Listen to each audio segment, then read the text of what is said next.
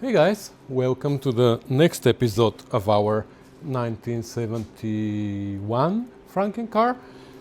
This TR6 that came here as a mess. Remember what it looked like? It was like huge gap here, no gap on this side. This wheel was tucked in. Well, you know what? Why don't I put this wheel on so we see the difference now? Let's put the wheel on quickly. Let's see what that looks like. Oh yeah. See? That's much better now. So the reason behind that was because the car was made out of two cars. Well, it's made from many more than two. But the main components, the body and the front clip, were from two separate cars, and the front clip wasn't mounted very well. So in the last few episodes we took care of that. We first took the body of the frame, we took care of the frame, made sure that it is in a good shape so we can use it as a solid base under the body. And then we put the body, the rear body back on it, we squared that, we made sure that the gaps between the rear fenders and the doors were good, and that gave us the reference for the front clip of the car, which we took off completely. We straightened because it was also twisted and it was into an accident at some point, so it wasn't really good front clip to begin with. So we took it out, we took it apart, we straightened all the parts, we put them back together, we held them with clicos in place, and then we put the fenders and the bonnet on, and we have a pretty good fit now.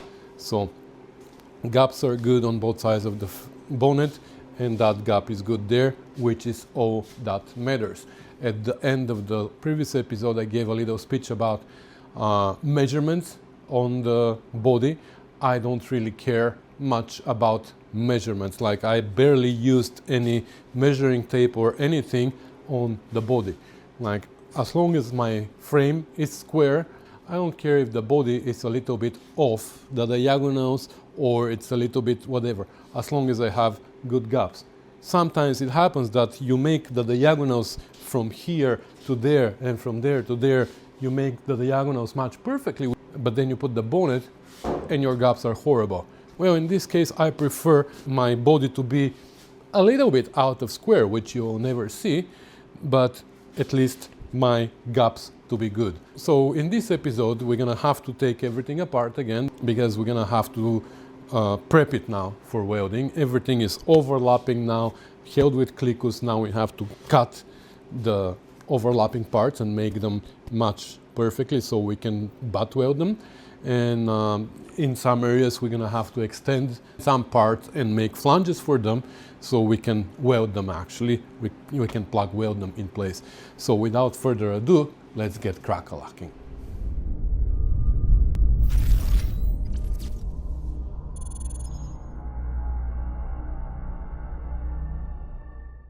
And yes, I know that it looks like that this wheel is still further in a lot, but it is just because it has pretty skinny tires.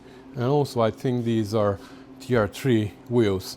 David pointed that they have these studs here for the hub covers, which the early TR6 had, the raw style hub covers. But look at this board here and look at this board here. That's a TR6 wheel. So I think these are TR3 wheels, the front ones.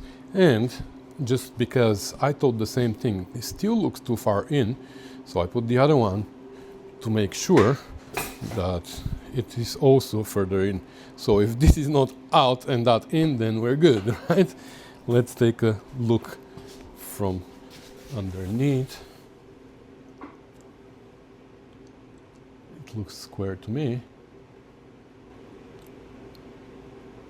So yeah, look at the valance and the frame, these two. Everything is matching. Yeah.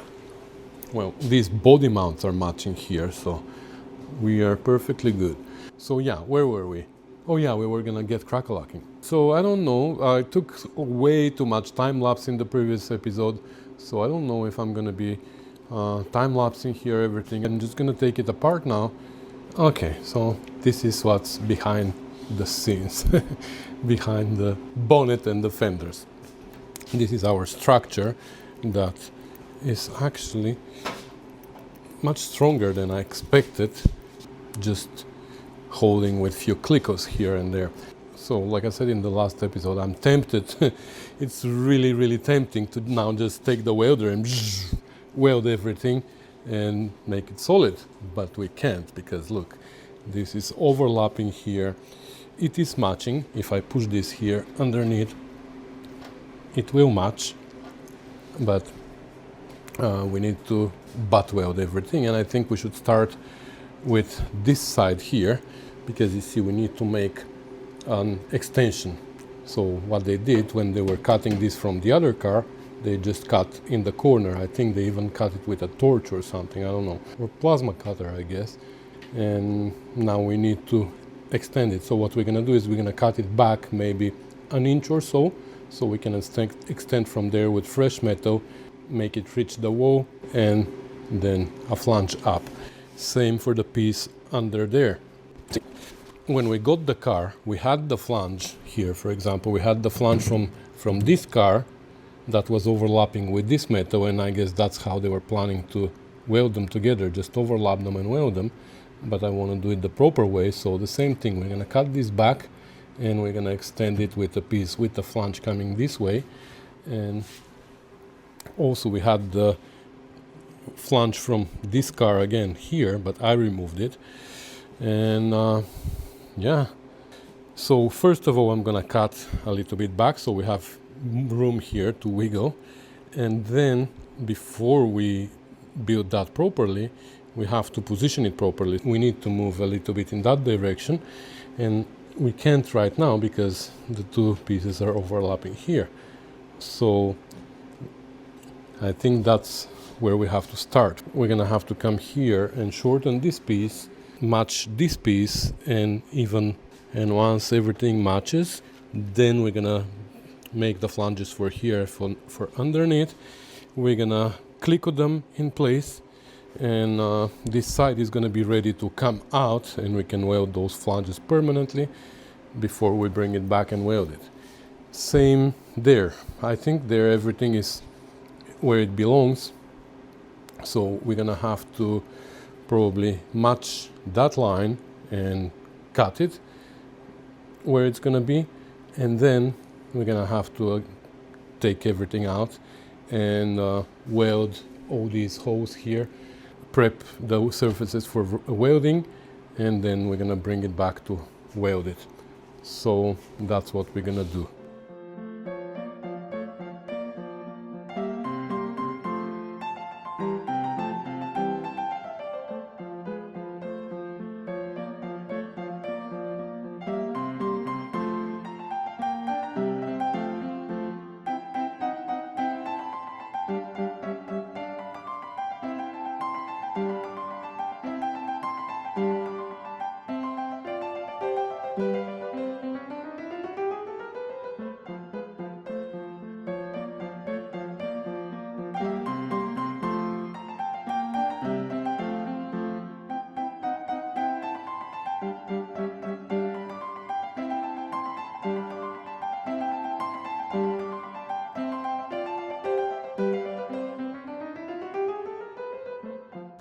All right, so I cut these two pieces here to match, and they match pretty well. To be honest, I like it. So they just have to be pushed towards, like they just need to be flattened and welded.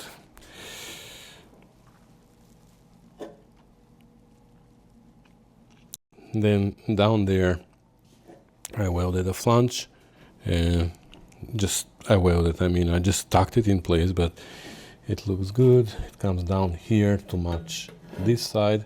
This hole is going to be ground later to be round again, and we have a flange down there which is tucked in place.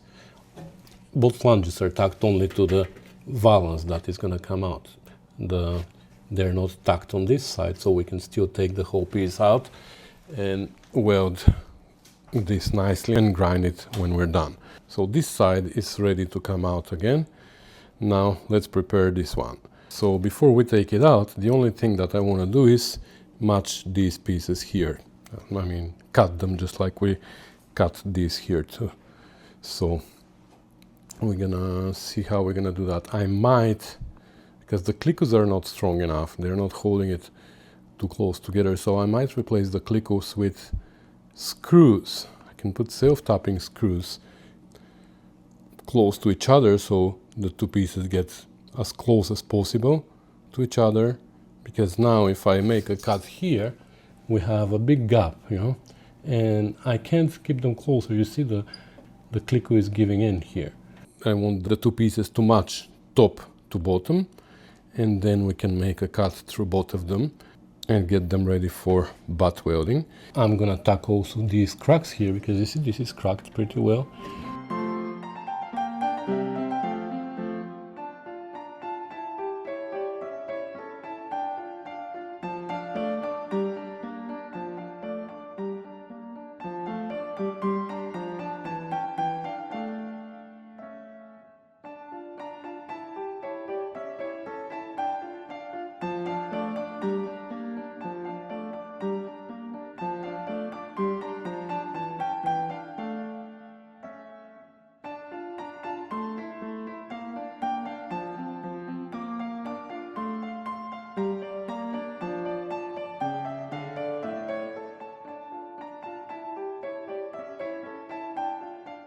Wow, can you believe that? We have the garage door open today.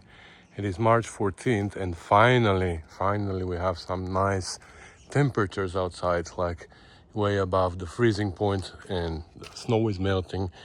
The roads are nice and clean. We still have lots of snow on the side, but at least I can open the garage door. Wow, that's unbelievable after so many months. And we're back on this project today. So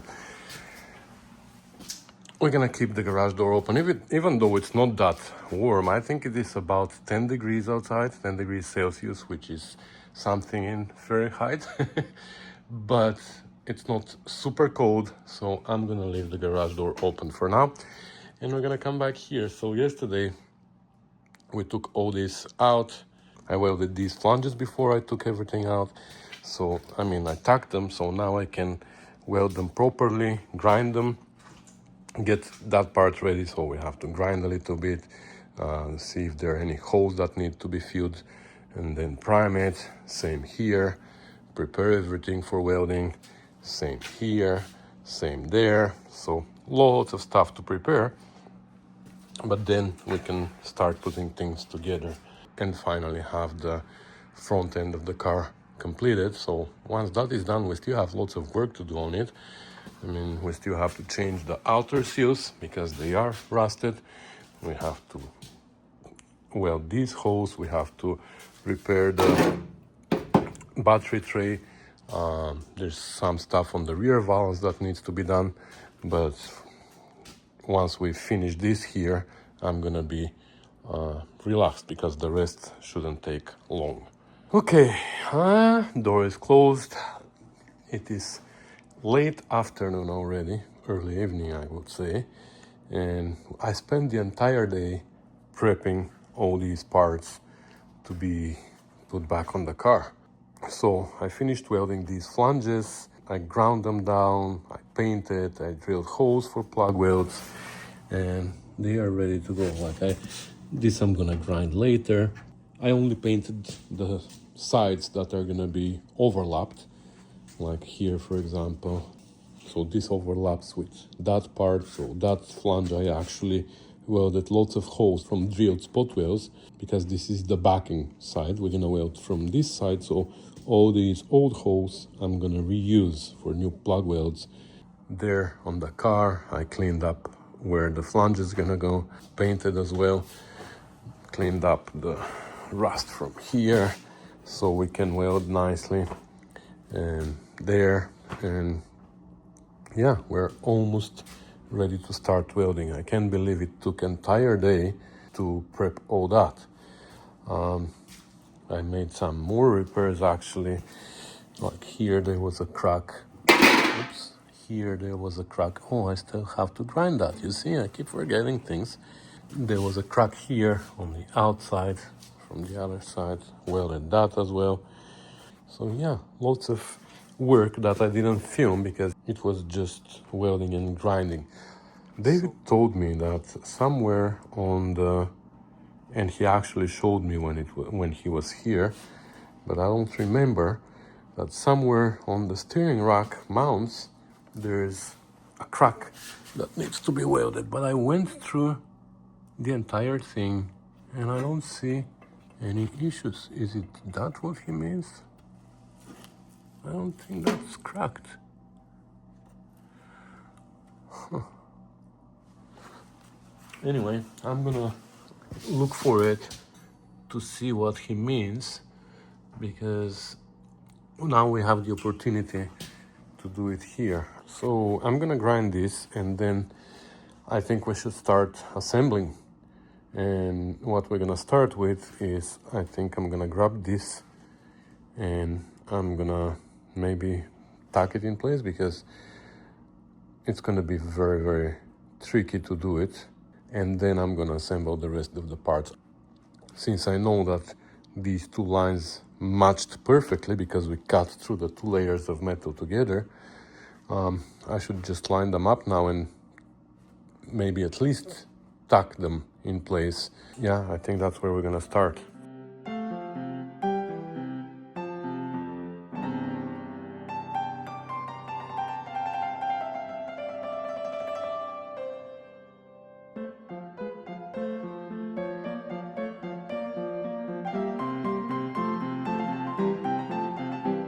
Alright, at some point my time-lapse stopped. I don't know why. But anyway, I hope that you saw how I fought with this whole entire thing. And it's not easy. When they were overlapping, it was so much easier. Now when they're not overlapping, it is harder to line them up. But anyway, we have a pretty good gap there now. That's the thickness of the blade. So that's the price that I'm paying now for cutting through both of them at the same time. I know if you cut them diagonally, just like Fitz's cut and butt technique, but believe me, that technique looks much easier than what it is. It's not that easy, especially on curved surfaces and when they're not so close to each other. So anyway, we're gonna fill that gap, but I just tested this fender and it fits pretty much okay. Now, lines up here too and all that, because I left a bigger gap here. The problem is now this side. I don't know why it moved. So now this gap is, it's not huge, but it's a little bit bigger than what I want it to be. And here we are lined up. And I can't even push it. I tried to push it a little bit further back, the fender I mean, and it doesn't work. So looks like my inner fender is too long now. But here is how I cut these. I cut these when everything was lining up. So I don't know why it doesn't line up now, but looks like I'm gonna have to cut it more. So I can move the whole thing. I need it to move by an 1/8, literally one thickness of a blade there. I'm gonna run the blade as it is welded and then I'm gonna push it in. And I have room, that's the thing. Look, my flange here, I have room with this flange, but I don't know why I have to move it. But I'm gonna do it tomorrow. I got tired today. I've been in the garage all day, hammering and grinding and welding and all that. So I'm gonna call it a day. But we're getting there, eh? When we push this in, plug weld it, grind it, and weld that and that. I don't know how we're gonna grind that seam, but I wanna grind it really well so it is invisible. And that's gonna be like, nobody's gonna be able to tell that this is another piece here. And this one we're gonna have to, when it is welded, we're gonna have to grind it super carefully and with the slapper and dolly we should be able to make it almost invisible. We have access from underneath for a dolly, so we should be able to make it almost invisible, that seam, and then with a little bit of body filler and it's gonna become beautiful. All right, it's the next day, and I believe last night we finished when the fender was still on and I was supposed to shorten this side, right? Yeah. So I took it off and I made just one slice of like one thickness of my blade of the cutting disc. Actually, I left the bottom, so I left this part attached and I only cut from here up. So I basically erased the front end a little bit because I realized it was the gap on the door was a little bit wider at the top than at the bottom.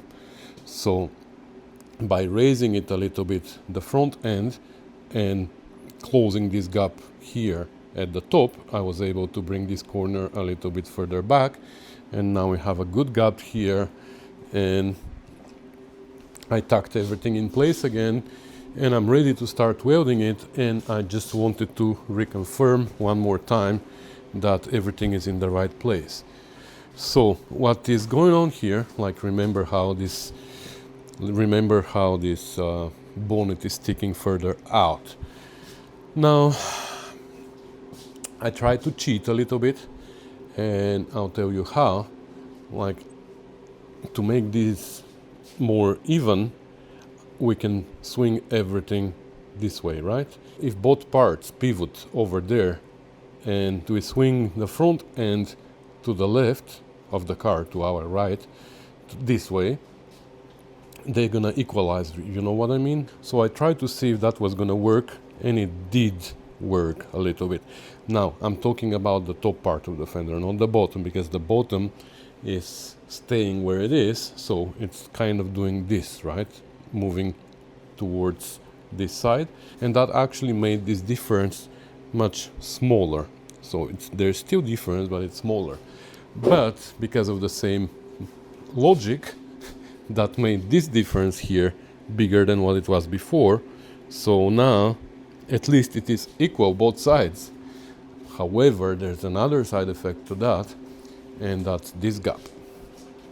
So of course something changes. You change something there, something changes here as well. So now this gap is a little bit wider here than on the other side. So we have to sacrifice something, and I think we can have a compromise between all the gaps. But the thing is, even after everything is welded in place, I mean the clip doesn't move left and right anymore, we can still play with the fenders. That's why they have the slots here on the fasteners, so you can move them in and out. Even though the bottom here is fastened, the top can still move in and out, and that's to adjust this gap. So we're gonna have to play with that when everything is assembled, but for now it just confirms to me that I have the clip tucked in the right place. So now I can get rid of the fenders and the bonnet, and I can just go ahead and weld everything. Like it fits pretty well here. Well, this is gonna need repair.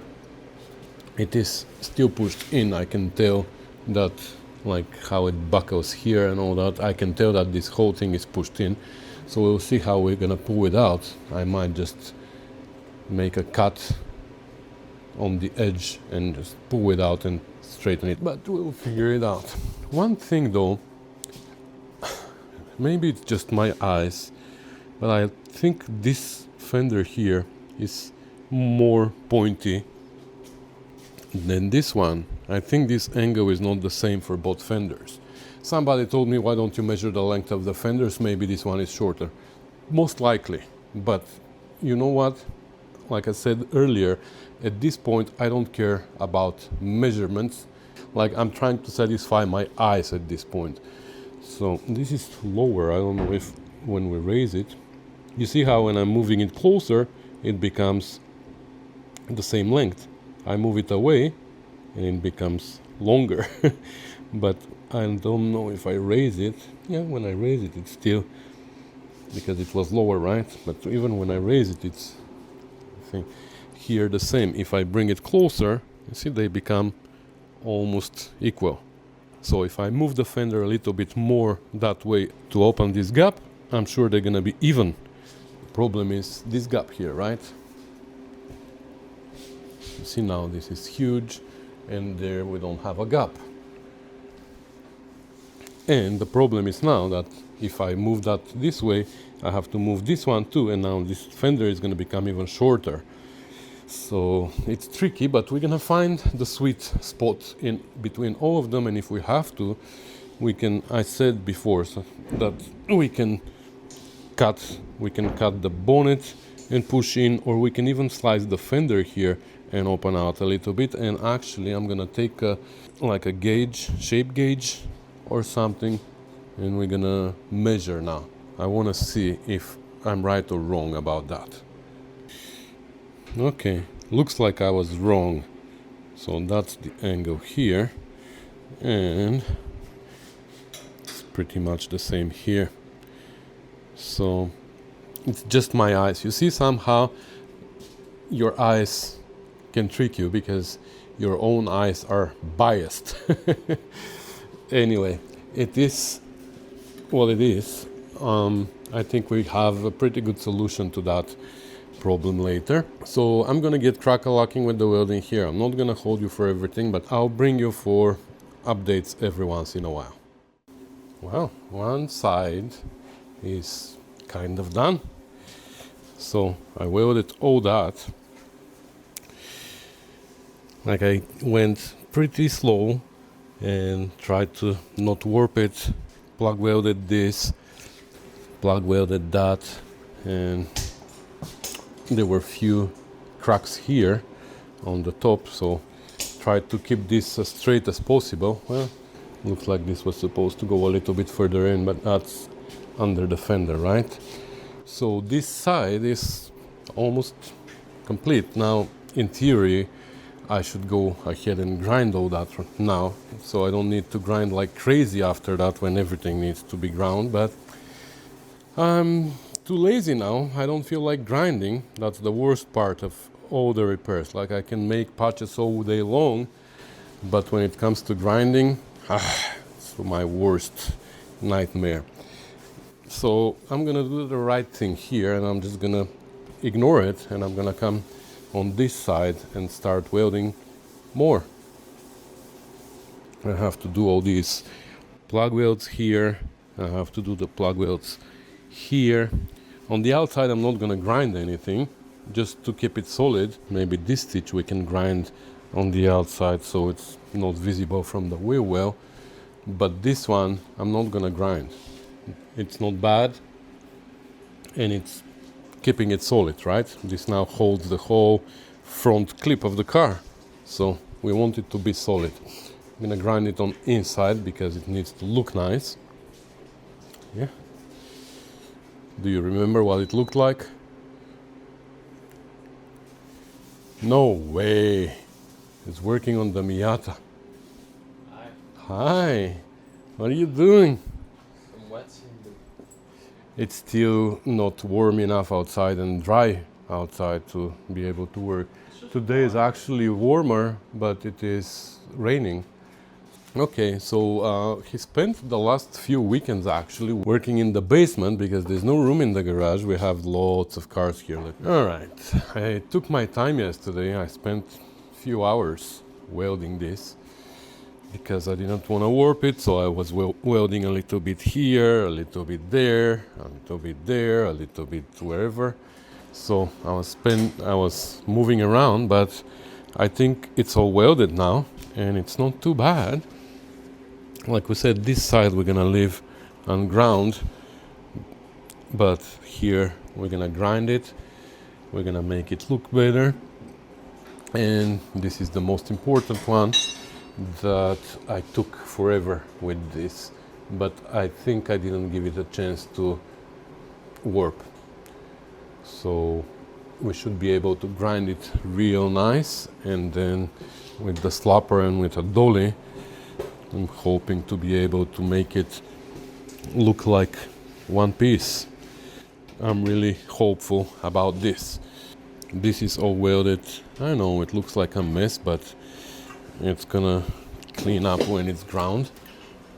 And here all these plug welds. Oh, I missed one. Missed one plug weld, so I have to weld this. And here it's all welded. That's what it looks like in the wheel well. I might grind it here a little bit, but not a lot again, because we want it to be structural. Yeah, that's the plan for today. It is Sunday, so I'm not gonna spend the whole day here, but a few hours at least we're gonna spend grinding and making sure that it looks good. I'm gonna go aggressive first with the flap disc, and then we're gonna go less aggressive with one of these, like a 3-inch, I believe, pads, and then we're gonna go with one of these smaller pads, and we're just gonna take our time with the grinding as well. All right, that's how far I can go. I mean, the seam disappeared completely. I'm actually pretty pleased with the actual seam. You can't even tell where the seam was. But all these dents, like hammer marks from before, they are all on the left side of the seam. So the seam used to be here somewhere. But can't get rid of those. So these are gonna have to be filled with body filler. But other than that, I think it looks great.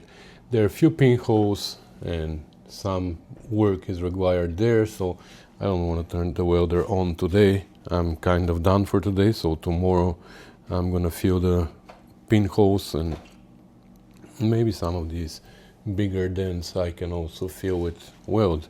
And we're gonna finish it tomorrow. This side is really good. I'm happy with it. Of course, it's gonna require some body filler as well, but it's better than before, for sure. So tomorrow we're gonna finish that. We're gonna fit one more time the fenders and the bonnet to make sure that nothing moved. And then we're gonna call this part of the restoration done. I mean, that was the biggest problem that we had. The biggest reason why the car was brought here from Michigan. So, right, it's the next day, and as far as I'm concerned, this front clip is ready. I filled up a little bit of pinholes over there. I also filled up some of the bigger dents with weld. You can still see where they are. They're going to require some body filler, but I just wanted to reduce the amount of body filler that was going to be required there, because the dents were like pretty big. Somebody went with a pick hammer and like went really hard. I don't know why. So that's done. Made a little repair over there as well. Everything else is done. That hole is ground down. So the last thing that I want to do is put the fenders in the bonnet one more time to reconfirm that everything is okay. So let's do that.